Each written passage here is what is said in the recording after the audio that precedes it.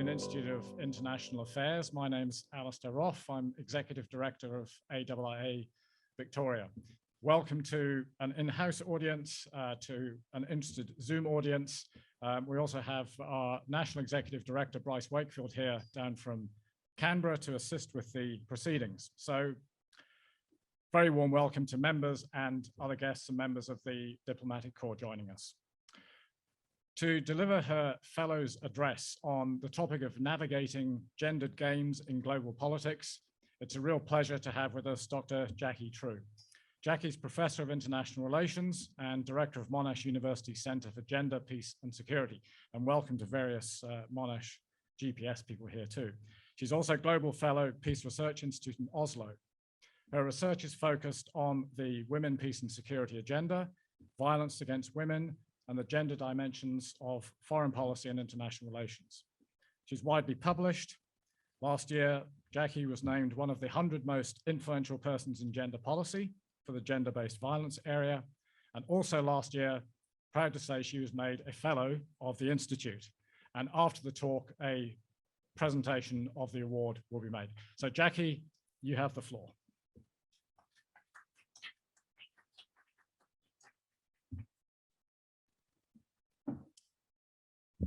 Thank you so much, Alistair, and thank you very much to the Australian Institute for International Affairs, Victoria, for this opportunity to talk tonight. This is my first in-person / online event, so please forgive me if I feel a little weirded by the notion of having an audience that's not present here. I'll do my best. It's a real pleasure to talk about some of the issues that concern me and some of the gender issues in particular that I've been writing about most recently. So tonight I'm going to just really touch the surface, but I'm going to refer to some recent articles, including my essay in the 70th issue of the Australian Journal for International Affairs in 2021. I'm also going to refer to some of the research that I've conducted with Professor Karan Agastam at Lund University and published last year in the Journal, International Affairs Journal, which is the Royal Society of International Affairs in London. And I may also refer to some themes in my forthcoming chapter, and I think the yearbook of Australian foreign policy, which is being edited by colleagues at Deakin University, and hopefully we'll see it this year. And I also just want to sort of preface my talk with saying that over the last year, my own personal experience as an international relations scholar and practitioner has been really influenced by events in Afghanistan. And I know I may have some colleagues from Afghanistan online with us tonight. And so I will be referring to some of those experiences with the withdrawal and evacuation from Afghanistan. So it's really lovely to be here, and thank you to those of you who've come in person. It's really nice to have a face-to-face event. Every generation confronts a different crisis that challenges prevailing understandings of how the world works. The unthinkable routinely occurs in international relations, even though international relations analysts often miss the warning signs. The end of communism, the Rwandan genocide, September the 11th and the events there, the global financial crisis, the COVID global pandemic, and now the war in Europe, made in part possible by the chaotic withdrawal from Afghanistan. Who could have predicted any of these events? Few people did. Few international relations analysts, scholars, or commentators did. I came of age as communism and the bipolar world order collapsed. And that had a huge impact on my thinking. Seeing that change, seeing that transformation, and spending a lot of the decade of the 1990s in Eastern Europe had a huge impact on the way I see the world.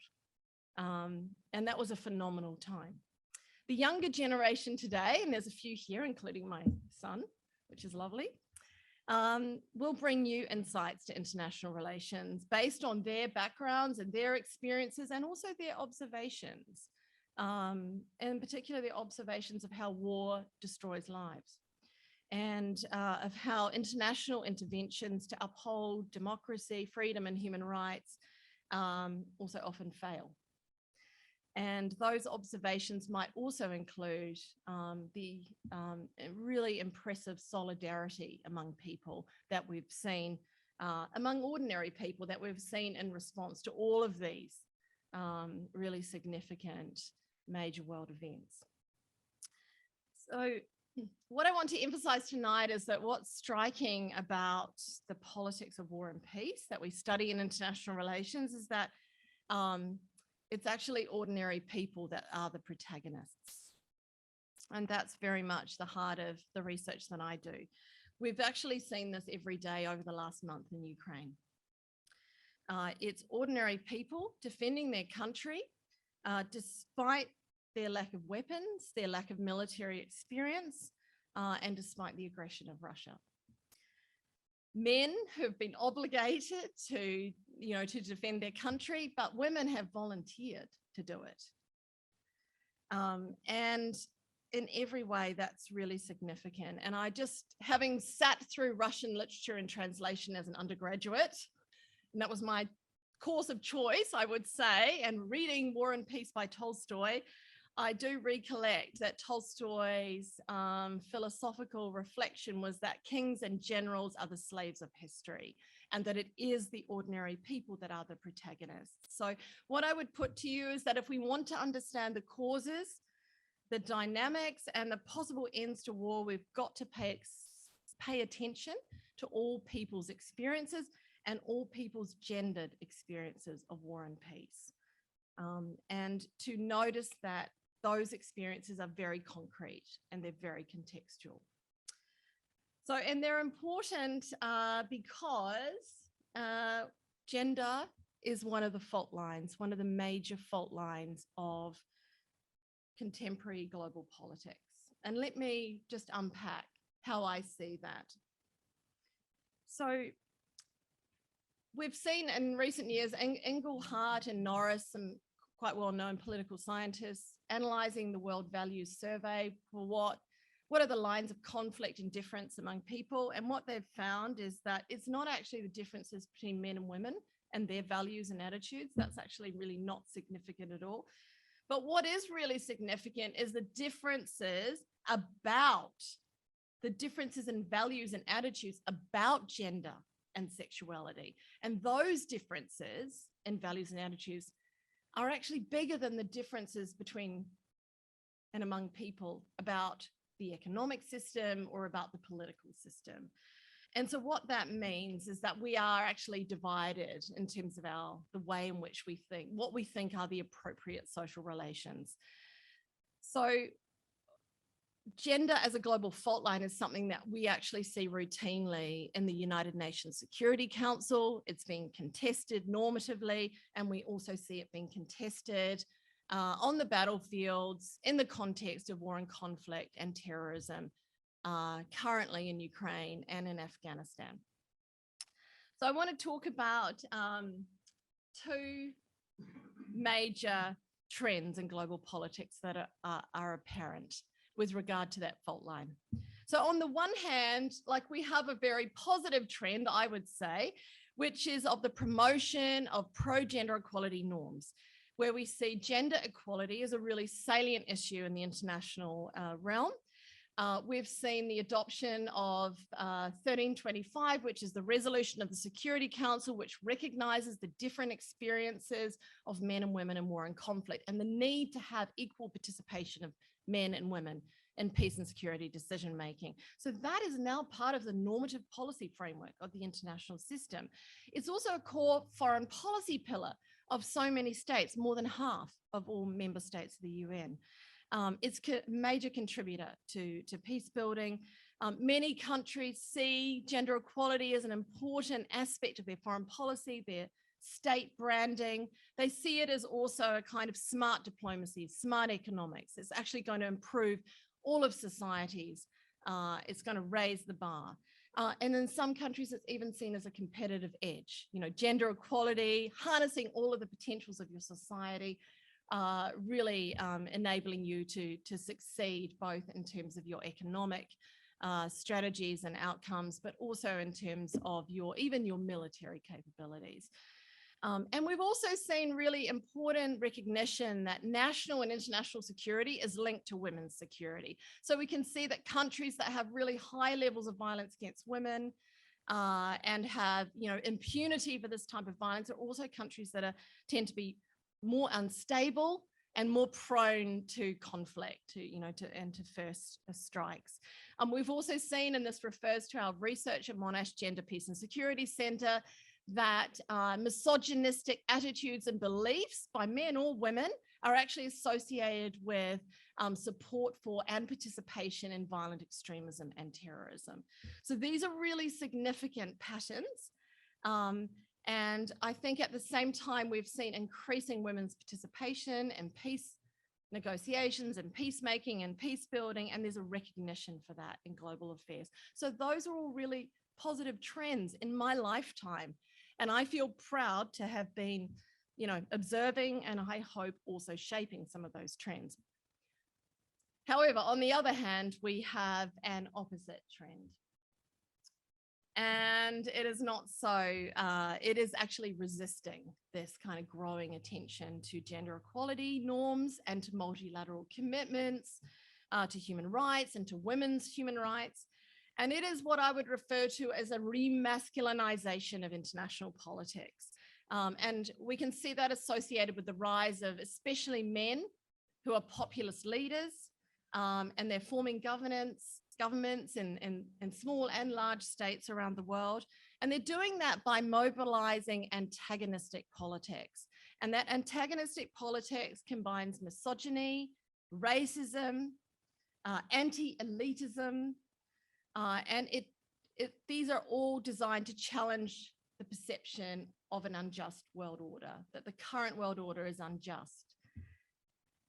And at the same time, this antagonistic politics is also fueling discontent from both far right and Islamic extremist groups. And what's interesting about far right and Islamic extremist groups, hello to my friend from Afghanistan, is that both types of extremism are using gender norms, anti-gender equality norms, to recruit members.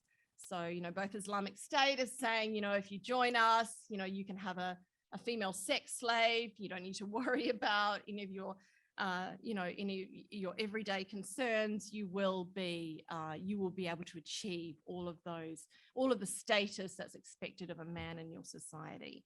And likewise for far right extreme nationalist groups as well. So what we can see here is that the liberal world order is being threatened from within by this antagonistic politics. So I want to just explore, and perhaps that does the case with the current slide, I want to explore this antagonistic trend further with the example of Russia. So Russian revisionist foreign policy is expressed precisely through strong armed tactics, through displays of aggression and hard power, which, you know, most recently includes the invasion of Ukraine. And this invasion of Ukraine is actually embedded in a much, longer term political contestation by Russia of which is part of their racist, sexist, and sovereignty discourses that promulgate anti-gender equality norms, and that that see gender equality as fundamentally a Western concept, and as a threat to not only their society but to their civilization. Okay. And of course, Russia's not the only state to do this. There are actually a number of others. But I just want to explore the Russian example a bit more by talking about some of the gendered games and the three levels on which those games, we can observe them taking place. So let's start with the multilateral fora. So Russia over recent years in the Security Council, but more broadly across other multilateral fora as well, has sought to enhance its international standing and its power and to denigrate Western states by calling for the protection of the traditional family as the basis of the nation and the international order.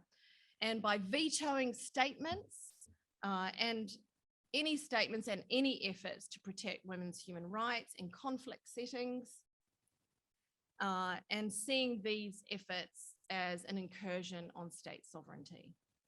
So they are really limiting what can be seen as security in the multilateral realm. Secondly, Russia's domestic institutions, including its foreign policy making institutions, currently are engineering disinformation campaigns. For example, asserting that entrance into NATO requires the acceptance of Western gender relations and the excising of traditional values.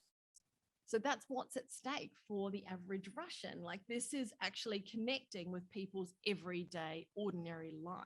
It's not simply an act of high politics. These institutions are promulgating messages which have direct implications for who people are and how they live.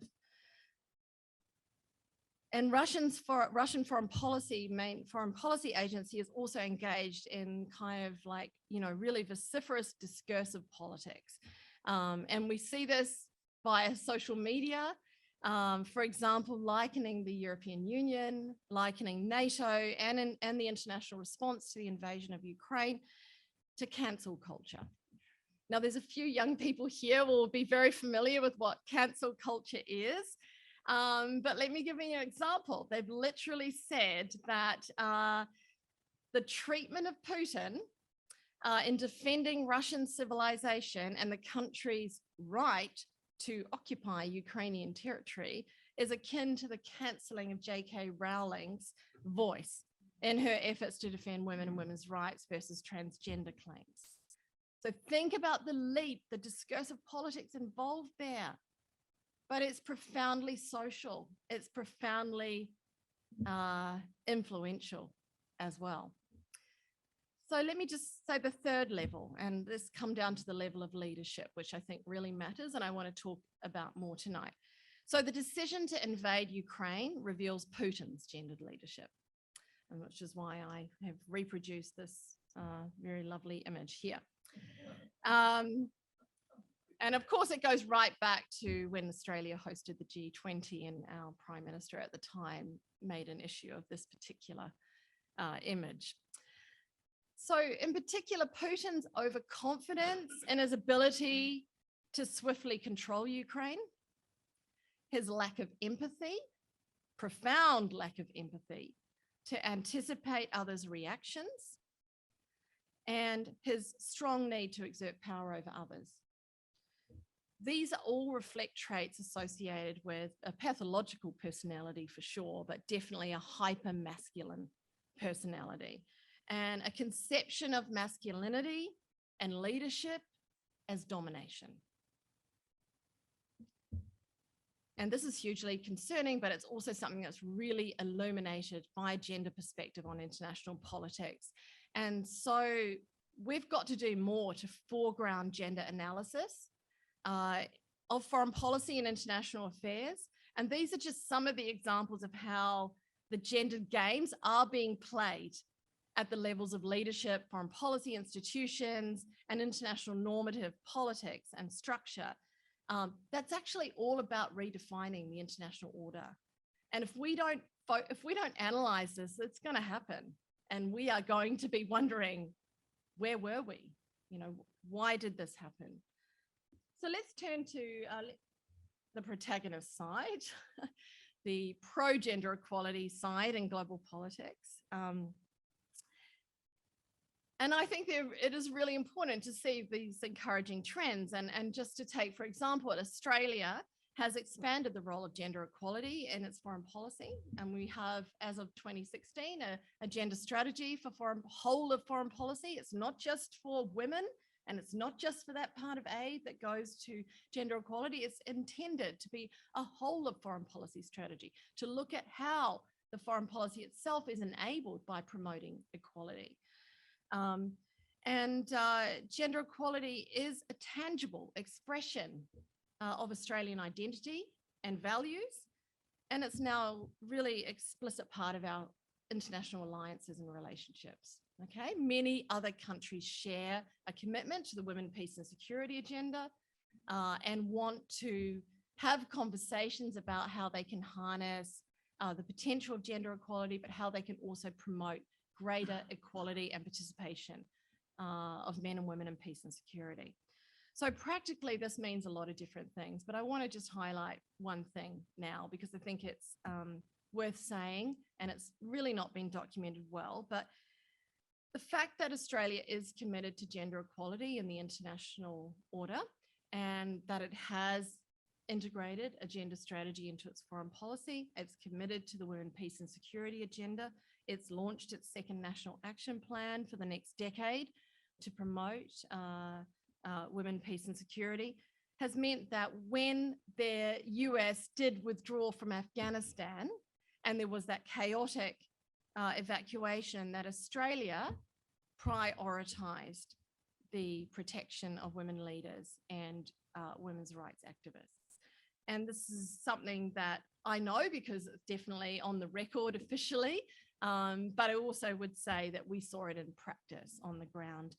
And you know, it's definitely true that compared to other countries which have explicit feminist foreign policies, like Sweden or Canada, and there's a growing list who are adopting that, Australia has a more mild-mannered diplomatic brand of foreign policy gender mainstreaming, which is also bipartisan, but I want to say that it's also a significant policy and strategy.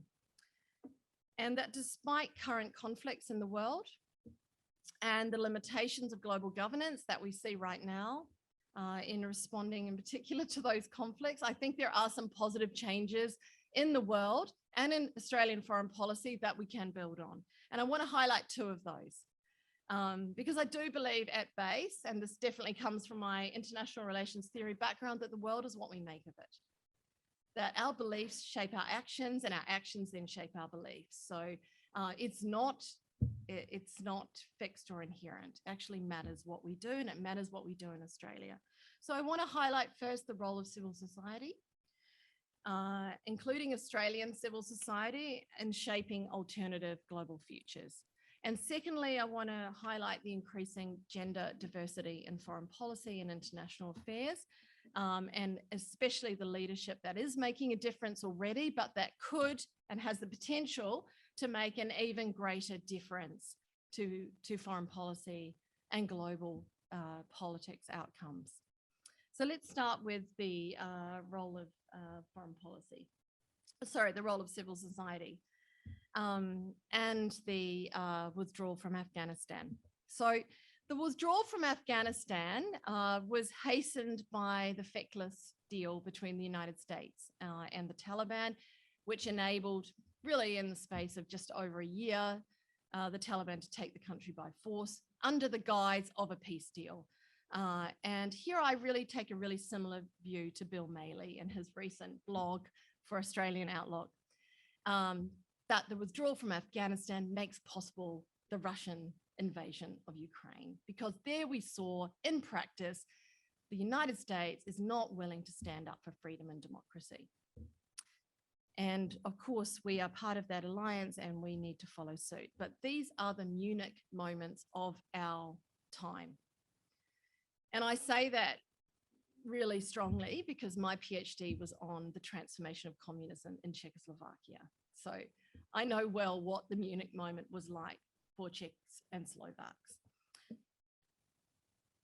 If you recall how Chamberlain appeased Hitler at Munich, which enabled Germany to take Czechoslovakia, Hitler's argument is really similar to Putin's.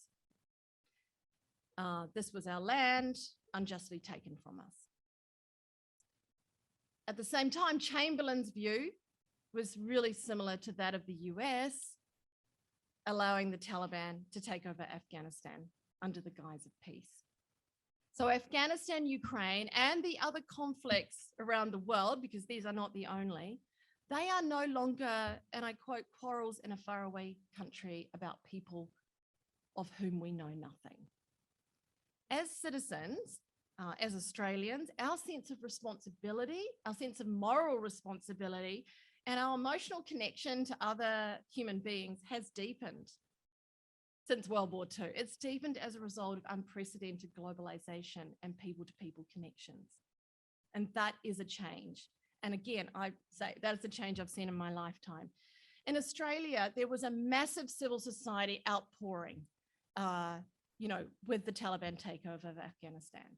Initially, the government hoped to evacuate a few Afghans, maybe some of those associated with the Australian Defence Force and the Australian diplomatic mission, okay?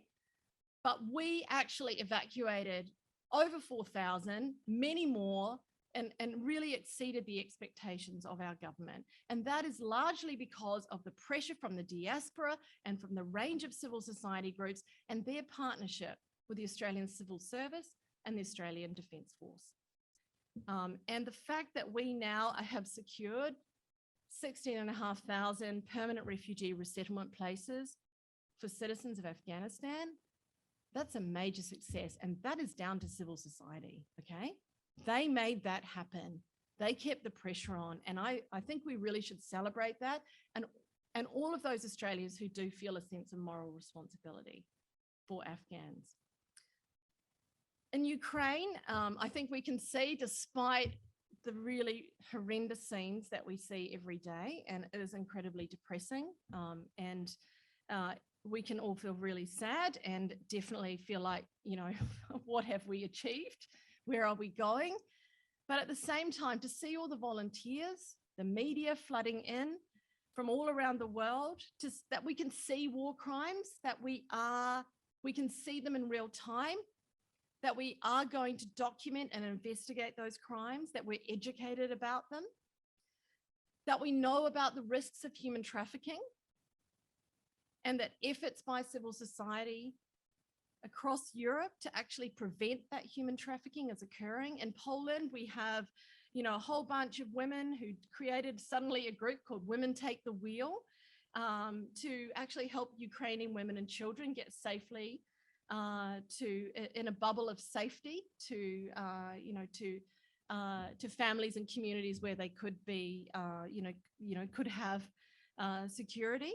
And we've seen also a massive civil society effort by Ukrainian organizations trying to secure safe passage. So these are positive things. Ordinary people are stepping up.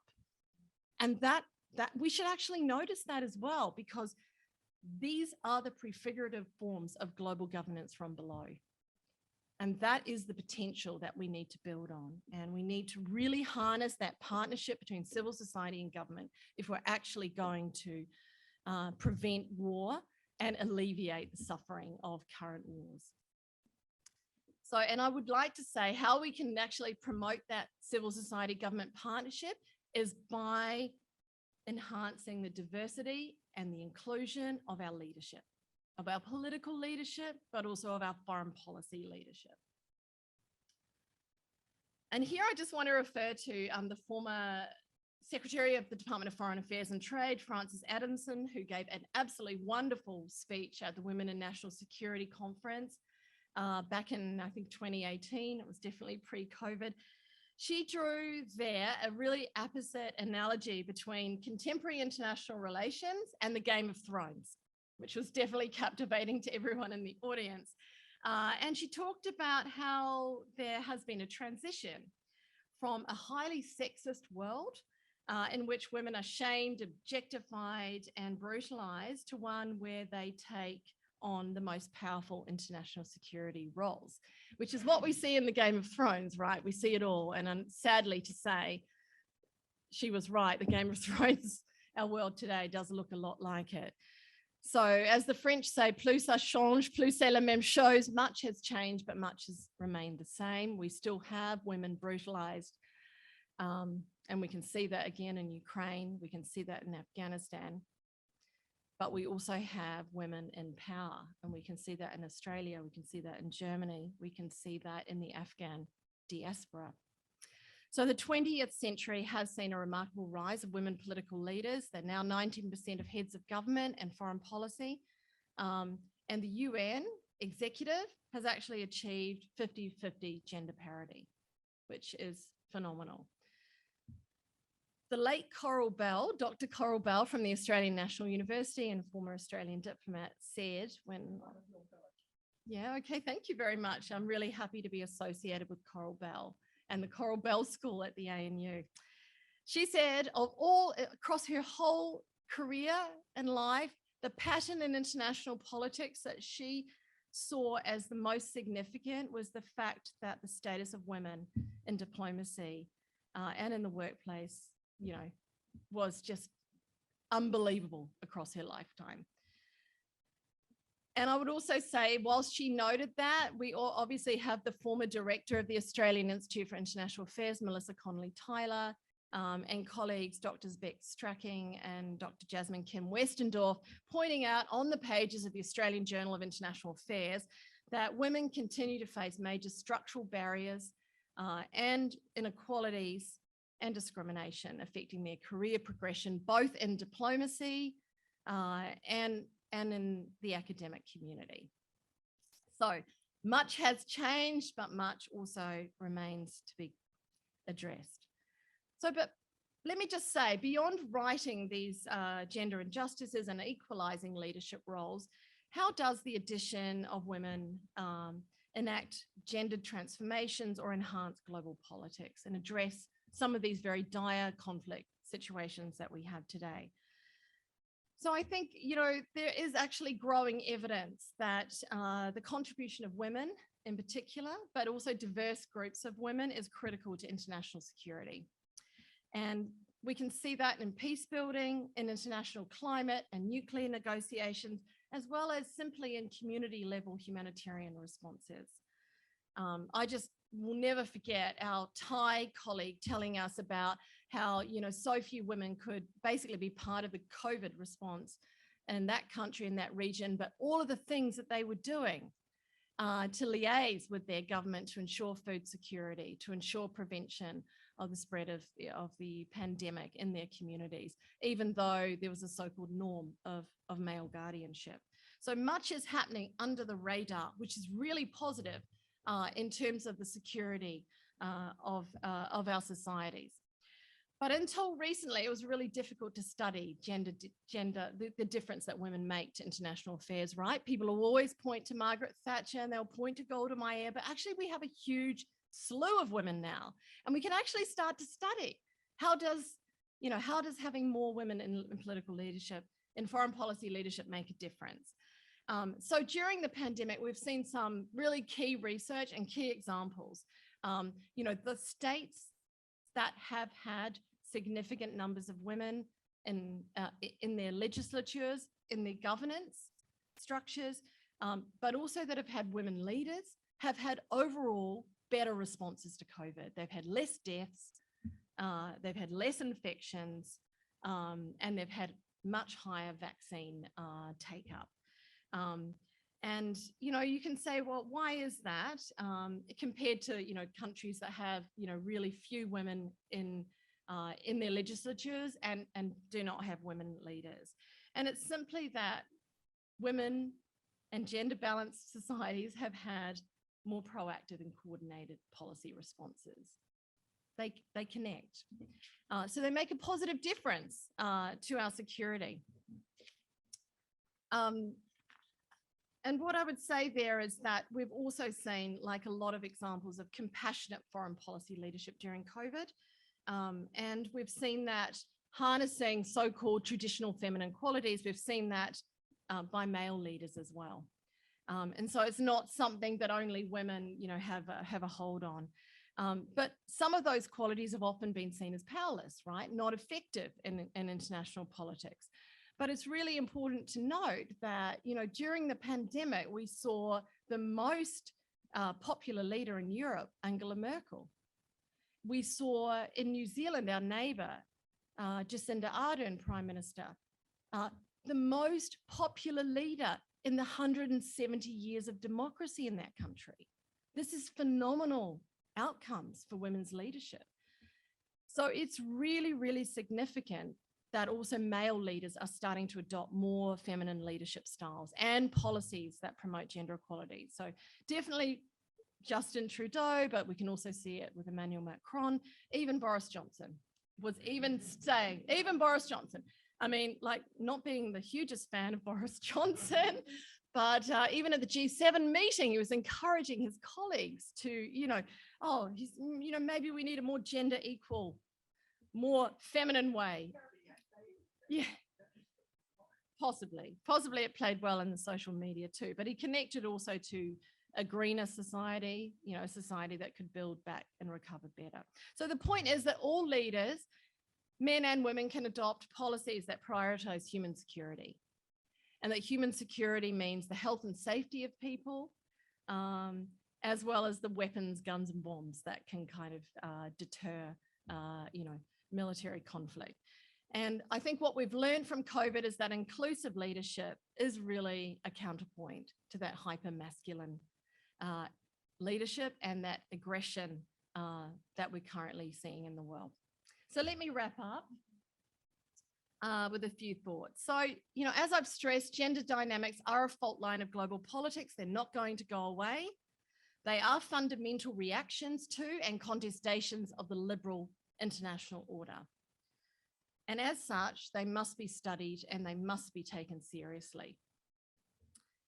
We're not going to be able to prevent acts of war. We're not going to be able to prevent civil conflict. We're not going to be able to predict or prevent terrorism, including the lone wolf acts of terrorism, without appreciating the social relations that underpin international relations, which means we can't just look at the relations between states at the interstate level. We need to look at those layers of leadership of domestic institutions and how they are shaping the norms that are then projected as part of foreign policy and international affairs. And that's actually really why it's important to have diversity in our leadership and our scholarly community, because our leaders, our scholarly community can inform and they can educate our current, all decision makers across all societies about the complexity of the political dynamics and also how to navigate and maneuver them. And there are different ways to do that. Like, there's not just one way to be a leader, and there's not just one way to put your mark on the world, to promote your national interest. I think Australia is well positioned for the future, being one of the most inclusive, one of the most multicultural and well-governed states in the world. But we've got to continue to stand up for human rights, and we've got to continue to stand up for gender equality in the world as fundamental to our national values. And I just was thinking about quoting a woman, but I also really like this quote from the former UK Foreign Secretary. And since our executive director is British by nationality, I felt this would be a nice tip to him. William Hague said, "The network world requires us to inspire other people with how we live up to our own values rather than try to impose them." So it actually really matters, our values, and how others see what we do and how we practice them. And that's actually the most important thing we can do as Australians: live up to our values, take the responsibility that is ours, and given the privileges of democracy, freedom, and gender equality that we largely have. The spirit of Australia at home and in the world must embrace inclusive democracy and moral responsibility as we face these major global challenges. And that is in our national interest, but it's also in the interest of humanity. And I'm really looking forward to contributing to that mission and paying it forward as a fellow of the Australian Institute for International Affairs. Thanks very much, and look forward to your questions. Jacqui, thank you very much, and delighted to have you as a fellow. We've got a roving mic, so if you'd like to ask a question, we'll come around the room, and I'll also come back to Zoom at some point. So just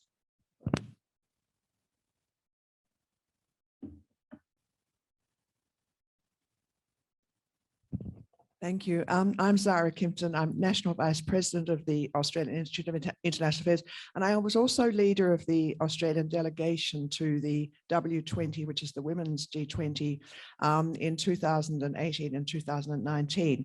So I'm very interested in the issues that you've addressed tonight. And Jackie, I think it was a brilliant presentation.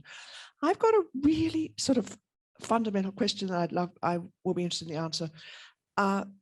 You say that women are sort of fundamental to peace building. But I remember the Duke of Edinburgh saying, worse than aggression is giving into aggression. And I think of something like the Crimea situation in 2014. You know, women, your gender, peace and security makes it look as if women don't want war. How do you sort of address the issue of you have to be strong earlier on to stop what's happening now in Ukraine?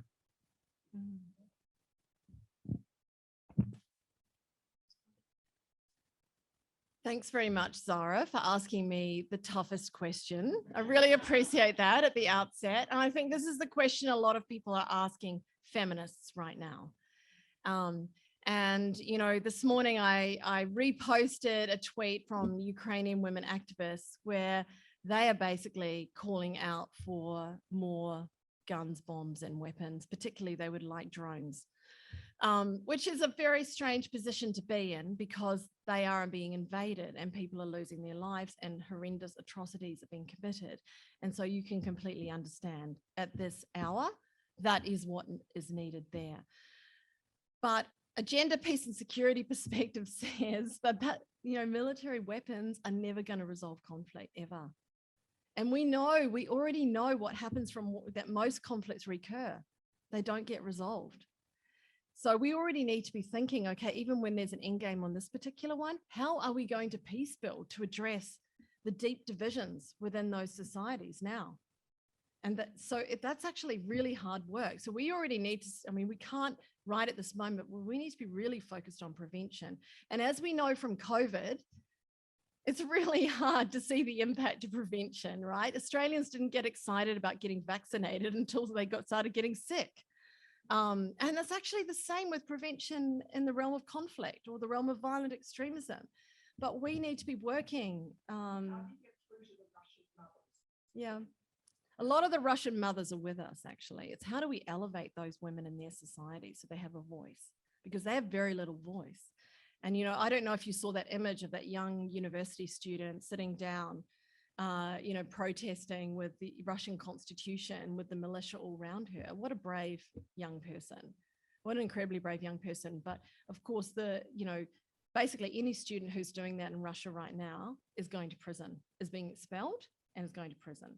So it's a massive cost there, but we do have women's movements in Russia. And of course, the mothers of soldiers in Russia, you know, that, you know, began during the Afghan war are actually a really significant group. And they have been raising questions in Russia. So as we learned from during the Cold War, which was part of what led to the collapse of communism, is continuing those ties, continuing those relationships with civil society is so crucial at this time. We must not other Russians.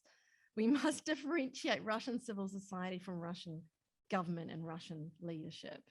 And, you know, that's relevant to diplomacy, but I think from the gender, peace and security perspective, we must strengthen our ties with Russian women's organizations. And that's where the civil society partnership with government is so important, because government cannot do that. But civil society connections, universities included, can actually achieve that. And we should be looking to do that in the very near future. Jackie, can I ask a question about women's education? In Afghanistan, women's education has now been limited.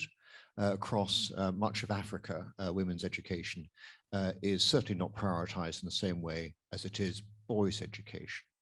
How important is it for a society, for education, for women to have access to education in order to be able to combat the hypermasculinity in their own societies? And what can we do to help?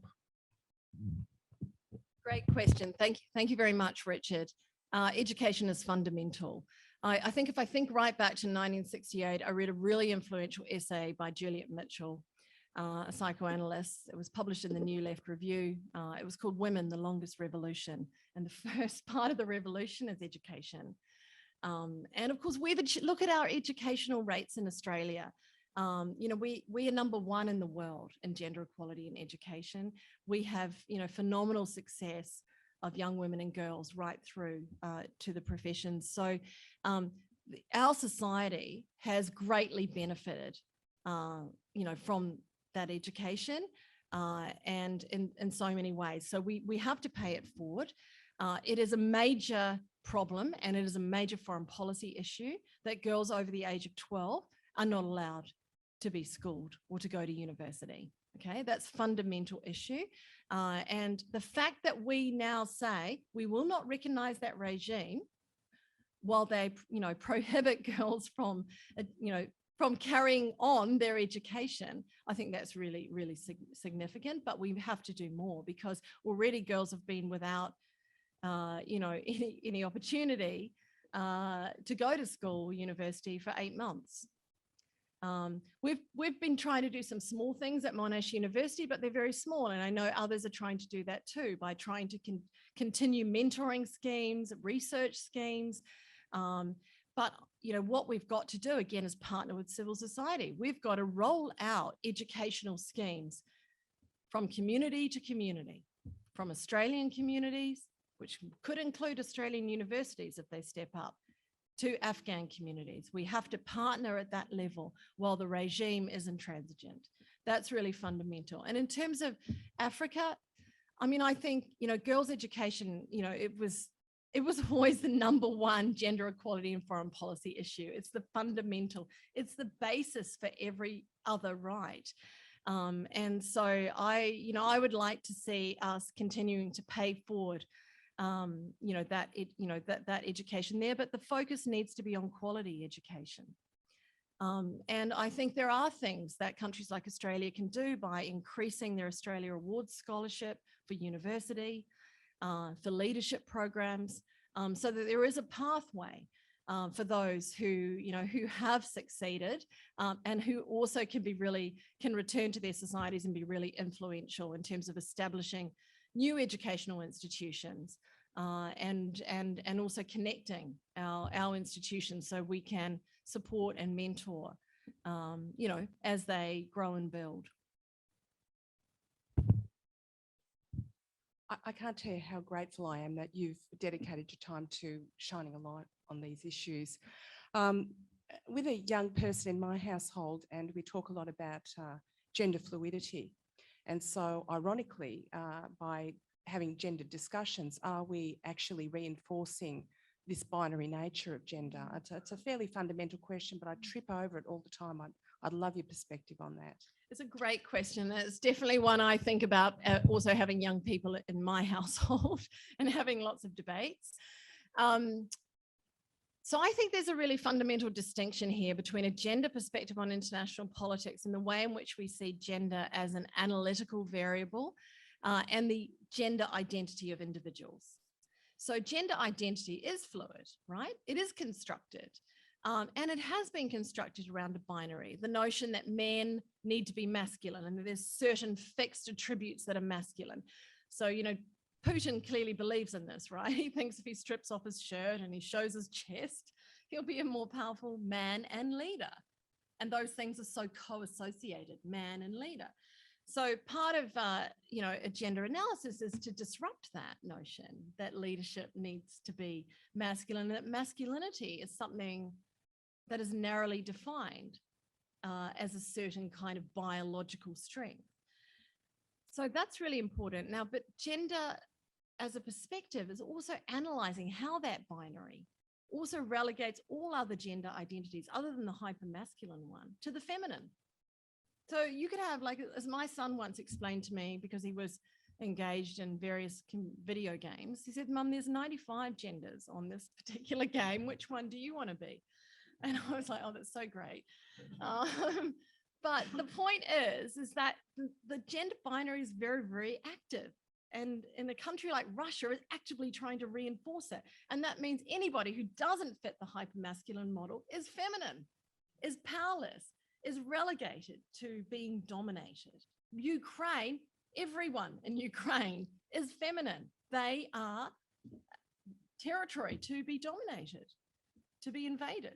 So I think it's really important to know, you can, I think, take a gender inclusive perspective that we need to deconstruct that binary in order to enable every individual to be the person they really want to be. But that should not mitigate against recognizing the fact that that gender binary is operating significantly, in our world, in our politics.